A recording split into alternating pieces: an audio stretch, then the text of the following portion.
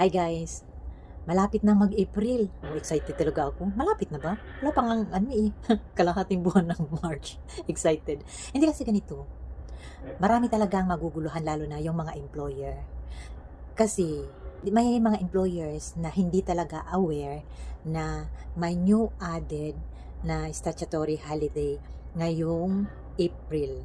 Yun yung lagi nating inaano, maraming nag-argue niyan, maraming naguguluhan, ng mga kagaya natin mga OFW dito sa Hong Kong. Anong pizza ba talaga ang ating labas? Kasi ngayon pa lang, kinausap ako ng aking amo na sa April 5, 6, 7 lalabas sila out of the country. So nakipag-usap na siya sa akin kung pwede ba nang hindi ako lalabas sa ganito, ganitong araw.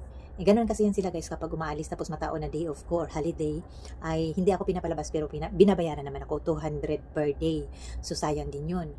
So since nabanggit ng amo ko na kung pwedeng hindi ako lalabas, or naitanong ko kung aware ba siya talaga na may new added holiday ngayong April, yung April 6. So ang sabi niya kasi sa akin, siya ang nagbanggit, hindi ko pa kasi nung kinausap niya ako, hindi ko pa siningit kung ano yung ilang araw talaga ang labas ko.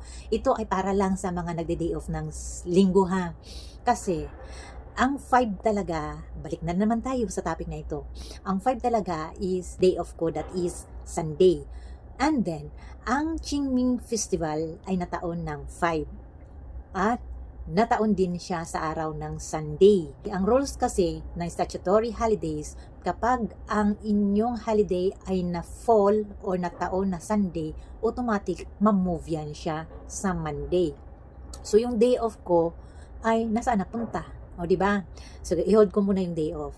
So yung 5 na holiday na yon ay napunta sa 6.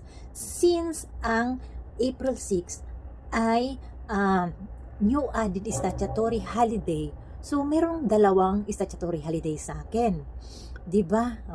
So ang 5 at saka 6 ay statutory holidays. So dapat ang 7 ilabas ko yan kasi parang yun na rin yung day off ko. So 5, 6, 7 ang labas ko. So nakipag-argue si amo. Sabi niya, walang star. Tinitingnan kasi nila kapag ang statutory natin may star. Yung public holidays, kapag may star kasi, ayun yung labas natin. Yun yung statutory talaga ng mga domestic helpers. Sa buong taon, merong mga public holidays yan. Pero kapag may star yan na nakalagay na sign, yun yung ilalabas natin. Yung na ano talaga na declared na statutory.